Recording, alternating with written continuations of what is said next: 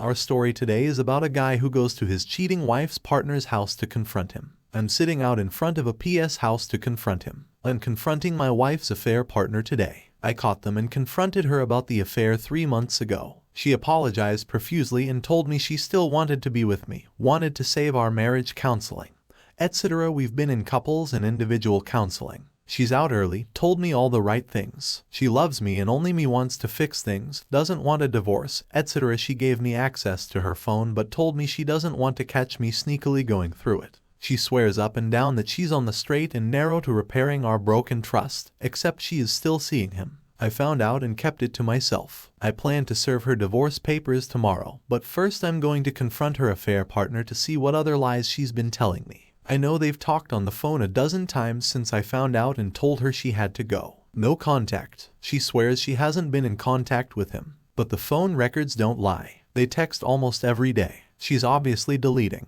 them from her phone because I haven't seen them there, but she doesn't know deleting them on her phone doesn't delete them from her iPad. So at the moment, I'm sitting in a car outside of his house waiting for him or his wife to leave for work. If he leaves, I'm going to follow him to where he works and confront him there. If she leaves first, I'm going to go knock on his door, update 1 so it's done. I'm an emotional mess. I knew that the community here at our last surviving infidelity would need an update, and I'm here to deliver. I'll start with last night. I got home from work, made dinner, and sat down to eat. My wife asked me how my day was. I replied, uneventful. That was the extent of it. We ate, played with the kids, and put them to bed like everything was normal. She and I sat down in our bedroom to watch TV and she said nothing for like 2 hours. Finally, after our shows were over, she spoke her I'm going to bed, and that was it. No confrontation. No discussion, nothing. She went to bed and I stayed up playing video games for another couple of hours before I went to bed myself. I slept like crap and finally woke up at 5 a.m.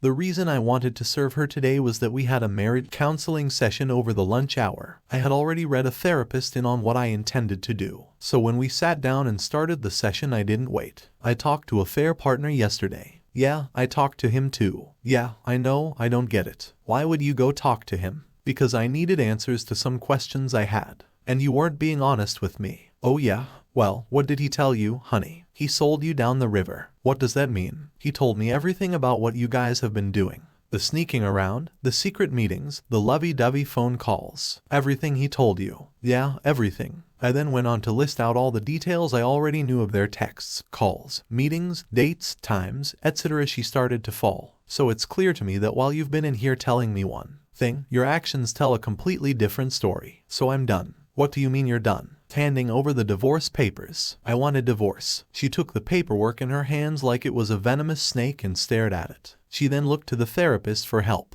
How do I fix this? I don't want a divorce. I want you. I want our life. I want to stay. The therapist. Do you see where confronting AP is coming from? When your words and your actions are telling conflicting stories, you always believe the actions, not the words. Your actions have told me all I need to know. How do we move forward from here without fighting, without vitriol, without dragging our children through the mud? The rest of the session was surprisingly cordial. There were a lot of tears on both sides. I expressed how betrayed and angry I am that she would continue this affair behind my back, thinking of me as a lovable idiot who would never know. She cried because her entire life as she knows it is ending. I told her I cut off her money supply, that she can use half of what we have to hire a divorce attorney. I told her she cannot live in our home anymore. She will need to go stay with family or friends. I told her I was done and that there is no chance for reconciliation. She cried more when we talked out of the appointment. She grabbed my hand and made another last-ditch effort to garner my forgiveness. I pulled my hand away and told her in no uncertain terms that was done, and I did not want her in my life anymore. She fell to the ground, sobbing. I walked out the door and left her like that. As I drove away from the therapist's office, I called the fair partner's wife and left her voicemail saying,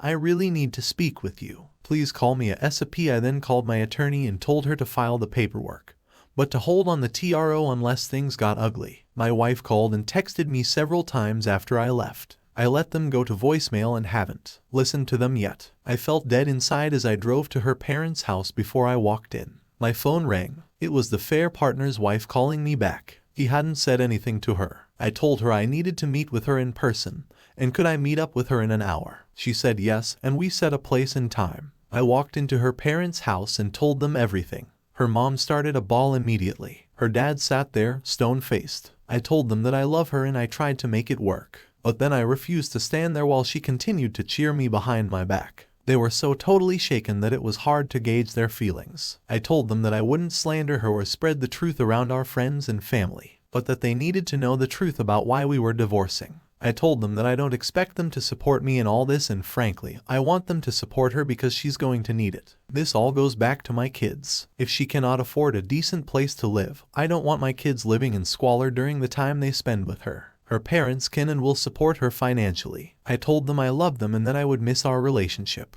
Her dad and I shook hands and I hugged her mom before I left. Then I drove to the meeting place to meet a fair partner's wife. I'm sitting in the car right now waiting for her to show up. I plan to tell her, show her the video if need be, and let her make the decision on how to proceed from there. If she needs me to be a source of emotional support, I will offer that no one should have to suffer through this alone. So that's been my day. I still have to meet with a fair partner's wife, pick up my kids from school, and change the locks on my house. I have a security system set up at home so if she chooses to steal or damage anything it will be on video. She knows that too, so I'm not too worried about it. More to come. Update 2. Their partner's wife showed up to our meeting place. I could tell she knew something was up as soon as I got out of the car. She tried playing it off friendly like, but I could tell she knew something was up. I told her I have something I need to tell you. It's not going to be fun or easy to hear, and I'm sorry that this is happening to you, to us. My wife and your husband have been having an affair. She started to sob immediately. I had to continue. I found out about it 3 months ago at that. Her head snapped up and she had rage in her eyes. Her 3 effing months ago. Why are you just telling me now? So I had to explain how I found out what I did when I confronted my soon-to-be ex-wife and how we were going through marriage counseling to save our marriage. She listened, nodding until I got to the part where I found out that they were still seeing each other. Then she started crying again.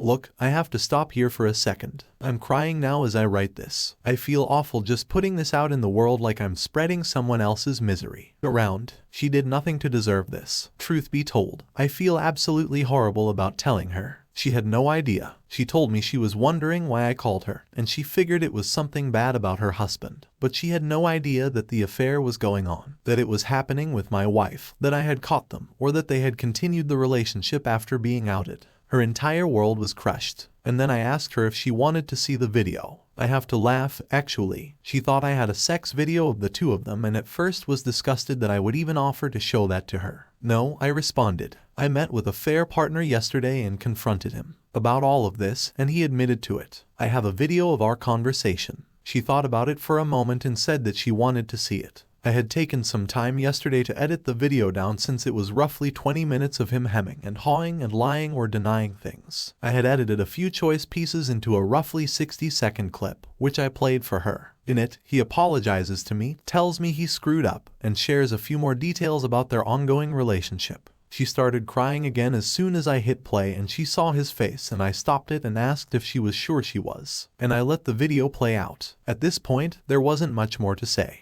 I told her how sorry I was to be the person telling her. She thanked me for opening her eyes. I told her I knew exactly how she felt, because I was feeling the same things 3 months ago when I found out. I told her that if she needed to talk, if she needed to vent, if she wanted to scream obscenities, she could call me and I would be there for her. She thanked me. We hugged and left it at that. I honestly don't know what she's going to do now, but I'm sure it won't be good news for a fair partner. I truly feel awful for her and for her children. I hopped in the car and headed home. My phone had been blowing up during our conversation. My soon-to-be ex-wife had been trying to reach me since I left her earlier today. I had checked the security footage at home and she hadn't been home yet, so I headed home. When I got there, she was sitting in the driveway, smoking. As soon as she saw my car, she started screaming, "You told my flipping parents, you low-life piece of crap." I had a record on my phone and stuck it in from the front pocket of my shirt so I could get it all in video. I got out of the car in the driveway. She was blocking the garage and answered her. Yes, I did. They deserve to know the truth about why we are divorcing.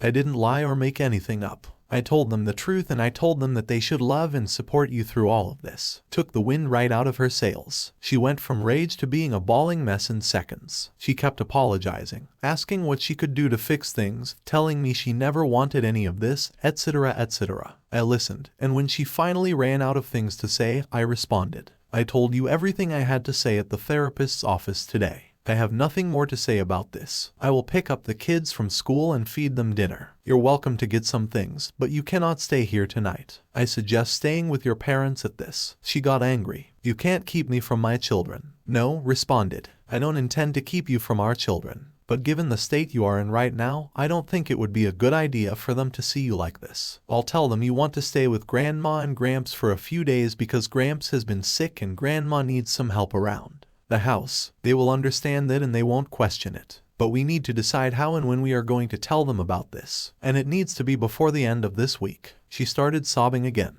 My heart broke for her in that moment. I saw the woman I loved, the woman I married, the woman I pledged to spend my life with, raw and emotional and lost and hopeless. I hugged her and told her I was sorry that this was happening, but that this was the result of her decisions, and that I would no longer stand by and be married to a woman who would treat me like this. We stood there and embraced for a long time, her crying into my shoulder in that driveway. Finally, she pulled away and tried to kiss me. I pulled back and said, "That's not going to happen." She broke down again and I turned and walked into the house. I went into the kitchen and fixed myself a very stiff drink. After 20 minutes or so, I heard her come into the house. She quietly went to our bedroom and I could hear her packing a bag. I stayed in the kitchen and she found me there with her suitcase packed. "I hope you're happy," she told me. "I'm not happy at all," I responded. "I didn't want this. I wanted you. I wanted us. I wanted a wife who would love me and treat me with kindness. And instead I got this. So no, I'm not happy at all." She screamed to me. "Then why are you doing this? Why are you throwing away everything we have?" "I'm not," I responded. "You threw all this away when you went back to a fair partner. Now I'm just cleaning up the pieces." She screamed a few more choice obscenities at me, but I wouldn't rise to take her bait when she realized I wasn't going to engage with her. She left, slamming the door so hard it knocked a picture frame off of the wall in the back hallway. I heard her screech out of the driveway and she left. I finished my drink and replayed the video of her screaming and cursing at me. If things get bad, I've got enough video evidence to keep myself protected legally. I picked up the kids after school and brought them home. I explained the mom is going to be staying with Jag for a few days. The kids were sad but didn't ask questions. We played a dinner and they were getting ready for bed.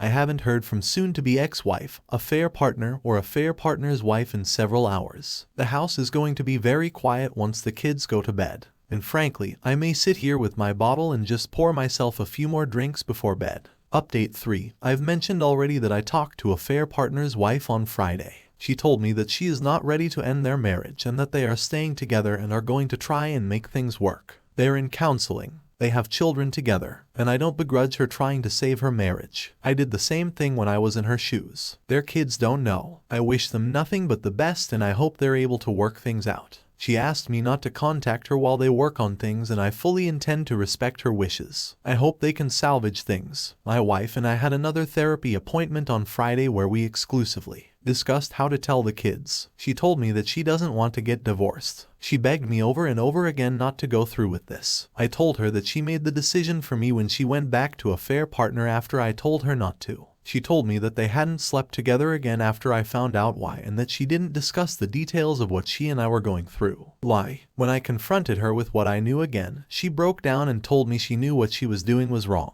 but she didn't think about the consequences. Just that she needed someone to confide in a fair partner because she couldn't talk to anyone else about it. You know, like me, her husband, who she was supposed to be trying to work things out with. Even when I do consider forgiving her and giving it another shot, I just keep going back to the lies and deception. She just keeps digging her hole deeper, lying to me about sleeping with a very partner again, lying to me about what she told him. It comes so naturally to her that I know I can never trust her again. The lies just roll off her tongue as if she believes they are the truth. And if I weren't so informed, I'd believe her. But I know better, so even in the moments where I want to embrace her, kiss her, and tell her everything will be okay, I remember her lies and it keeps me focused on moving forward separately. Anyways, we told the kids Friday night it was awful. They totally understand what's going on and they are a mess. They are mad at her for having a boyfriend and mad at me for leaving mom. She really did not want me to say that she had a boyfriend, but I was resolute on that part. The kids have their first therapy appointment on Friday.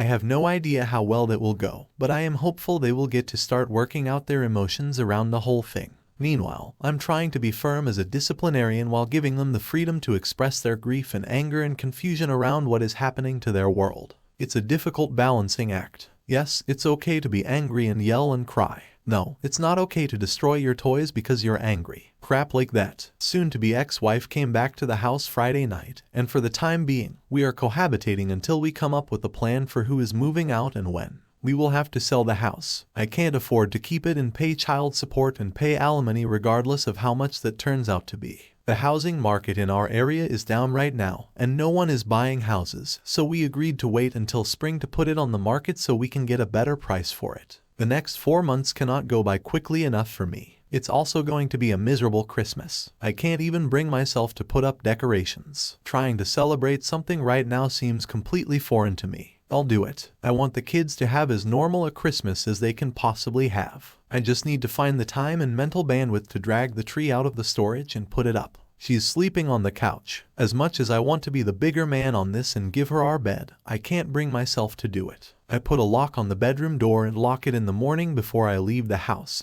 so that she cannot get in there and mess with my things. For the moment, she's using the guest room and keeping some clothes in a suitcase. Call it petty, call it a dick move, call it whatever you want. She left me, and I'm going to sleep in my bed at night and let her suffer on the couch. So that's where we are at right now. It's not a super detailed update, but it covers the basics of what has gone on over the last several days. The house is relatively peaceful. She's barely talking to me, much less screaming and throwing a fit. The few things we do discuss are kid-related and are brief and to the point. I'm sure there's more going on under the surface with her. There always is, but for now, she's being amicable. Update 4 first. Just be assured that everything is still cordial, respectful, and genial. Tension ran high for the first week, but it's come down considerably as we all settle into our new normal. Frankly, it gives me hope that we can continue to settle things amicably, as we've generally been respectful to each other throughout all of this. I know it's hard to believe after everything she put me through, but she's being pretty straightforward and honest about everything, and I've been steadfast in my resolve. Well, with one notable exception, to continue forward. Second, putting up the Christmas decorations was awesome. The kids had a blast with it. We played Christmas music, we put on Christmas movies, and we didn't take anything too seriously. Soon-to-be ex-wife got in on it too since she's still living in the house. I couldn't exactly keep her from helping. She oversaw the kids putting ornaments on a tree while I hung lights up outside. I came in and we all had hot cocoa and watched Christmas Vacation. I sat on one side of the kids, she sat on the other side. In previous years, we would have cuddled up on the couch together to watch the movie, but I wasn't about to do that. Third, the kids' therapy is going well. The first meeting was, honestly, a lot of paperwork and get-to-know-you stuff. We got into things a little bit, but the kids were shy and unclear about how it was all going to play out. I think that having me and soon-to-be ex-wife in the room also put them on guard a little bit. The second session apparently went a lot better. We started a session 2 all together talking, and then therapists asked if we could step out for a little bit. We waited outside of the room while the therapist and kids talked. Then after about 15 minutes, we went back in, and the kids shared what they had discussed. They expressed a lot of sadness and uncertainty, told us they didn't want us to get divorced, and told us that they didn't want to live in separate houses. Here's the fun part. Soon-to-be ex-wife started crying and said, "I don't want that either." As I sat there open-mouthed, all I could say was, "Are you kidding me?" I stopped myself from going further. I nearly blurted out, "Then you shouldn't have screwed around on me." But I didn't. Then like a dummy I chimed in, "I don't want that either." But it felt like I was just tagging on to what she said. Then I turned to the therapist and asked if we could speak to her alone before we left. With 5 minutes left in the session, the therapist asked the kids to step out into the waiting room and close the door. She then lit into my wife. She said that she was being manipulative and was painting me as a bad guy with what she was saying, and that she needed to cut that crap out if we were going to have a good co-parenting relationship together going forward.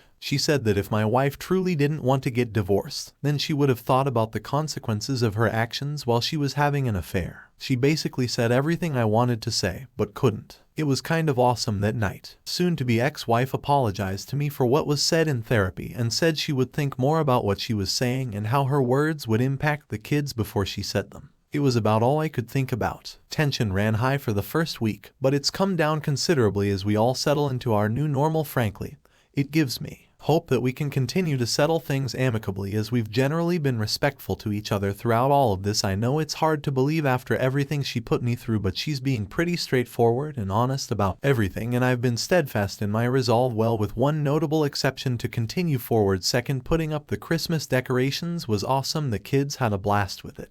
We played Christmas music, we put on Christmas movies, and we didn't take anything too seriously. Soon-to-be ex-wife got in on it too since she's still living in the house. I couldn't exactly keep her from helping. She oversaw the kids putting ornaments on a tree while I hung lights up outside. I came in and we all had hot cocoa and watched Christmas Vacation. I sat on one side of the kids, she sat on the other side. In previous years, we would have cuddled up on the couch together to watch the movie, but I wasn't about to do that. Third, the kids' therapy is going well. The first meeting was honestly a lot of paperwork and get to know you stuff. We got into things a little bit, but the kids were shy and unclear about how it was all going to play out. I think that having me and soon-to-be ex-wife in the room also put them on guard a little bit. The second session apparently went a lot better. We started a session 2 altogether talking. And then therapists asked if we could step out for a little bit. We waited outside of the room while the therapist and kids talked. Then after about 15 minutes, we went back in, and the kids shared what they had discussed. They expressed a lot of sadness and uncertainty, told us they didn't want us to get divorced. And I've got to get an STD test because I don't know if she picked up something from a fair partner or not. I don't have to worry about a surprise pregnancy because I had a vasectomy several years ago, but the rest of it just absolutely boggles my mind.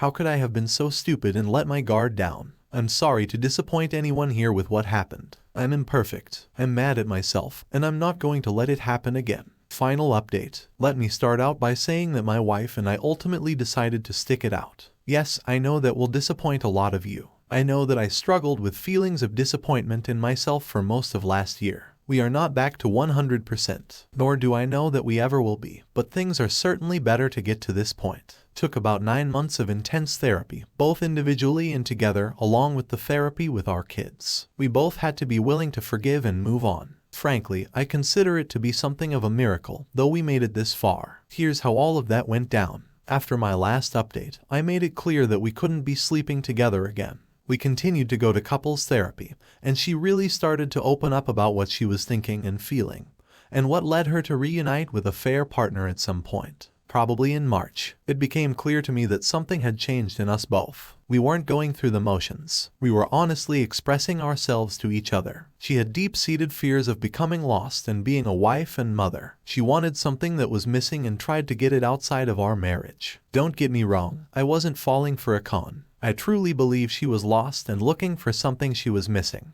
Yes, she should have looked for it with me. But she didn't. I have forgiven her for that. I expressed all of my hurt, pain, and how shattered my trust had become. I was fearful of getting burned again, and honestly I still am to a point. I know it could happen. Really, anything can happen. But I've given up on my need to control things, and I've handed it over to my faith in her that she will never do something like this to me again. It's not just that I derive a great deal of inner peace from having a plan. That's just who I am personally. I have a need to plan and work through details, and doing that gives me comfort. I know what I need to do. If I ever started to question her loyalty or found evidence of her cheating again, that plan gives me strength and allows me to put the hurt out of my head. For months, her cheating in line was all I could think about. Now I rarely think about it anymore. She has not spoken to, reached out to, or checked in on an affair partner in over a year. I know this because I have access to her phone, laptop, and Facebook messages which she agreed to allow me. For a while, I was tempted to check her stuff every single day. It was hard not to want to go through every single message and question who she was texting and why.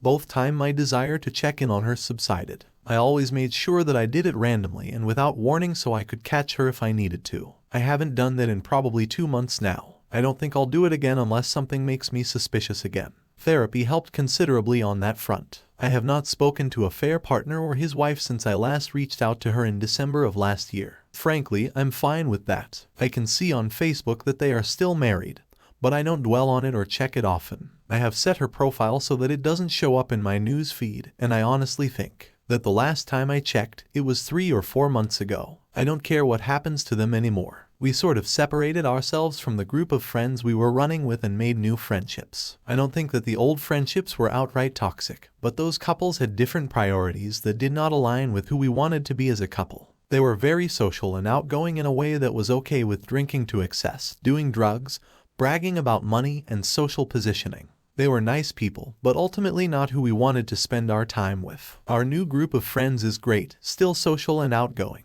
but without the excessive drinking and drugs, more focus on family and a more positive atmosphere all around. We spent New Year's Eve 2018 with our old group and woke up New Year's Day hungover and worthless. We spent New Year's Eve this year with our new group and still had a great time, but got home with the kids early enough that we were able to enjoy ourselves and our kids on New Year's Day. Our kids know that we are staying together. We decided over the summer, June, July, to put the divorce proceedings on hold. It was originally scheduled to be done in March or April, but we decided early to push it back. Going through the list of our belongings and trying to decide who got what was really tough. And I honestly think it also contributed to both her willingness to open up and make things work and my willingness to give it another shot. We told the kids we were no longer going to get divorced, that sometimes mamas and daddies need to work through hard things and that we were going to keep trying to work through this. She moved back into our bedroom in August and I took the lock off the door. Life is not perfect, but it's better and it keeps getting better every day. She expressed to me on Christmas how sorry she is for everything that she put me through and how she will keep trying every single day to rebuild my trust and love. I do love her probably now more than ever. I understand now how couples can make it through something like this. We planned a family vacation together this spring while the kids are on spring break from school, and I think we are all really looking forward to it. We still meet with our couples therapist weekly and are both still doing regular, not weekly individual therapy outside of our couples sessions. Our marriage counselor told us that she's amazed at how we have handled this and how we keep doing the work to heal the fractures in our marriage. It wasn't easy for a long time, but it's easier now than it was. I want to be as clear as I can be on what we did to heal. I know that the rest of this post is somewhat vague, but I want to be crystal clear on what we did to make it work. Maybe this will help someone else. I'm no expert. This is just what worked for us. Therapy, individual and couples therapy on both sides. Therapy helped me understand my shortcomings as a man, as a husband, and as a father. It helped me find clarity and peace in myself and helped me regain a sense of confidence I lost when my wife cheated on me. Her individual therapy helped her identify and deal with her own shortcomings as a wife and a mother. It helped her decide if she really did want reconciliation or if she wanted to go on her own way. Once she decided she wanted to reconcile our couples, therapy helped us figure out what the path to that was and what our lives would look like on the other side. We both committed to working towards that common goal. We bought in fully and did the work outside of therapy to rebuild our relationship. This included radical honesty when I was feeling something. I told her when she was feeling something. She told me we didn't keep our feelings inside, we expressed them. And when she was telling me, I put aside all of my distractions and really listened to her. She did the same for me. Daily check-ins. Every night we put the kids to bed, we would sit down and check in with each other. How was our day? What was our plan for the next day? How are we feeling about each other? These conversations were difficult at first, but became second nature with time. Now I look forward to our nightly check-ins, and I know that they have had a significant positive impact on our relationship. Asking each other questions. This was kind of like we went back to the phase when we first started dating. Look, she and I have been together for a long time and we are not the same people we were when we first started dating.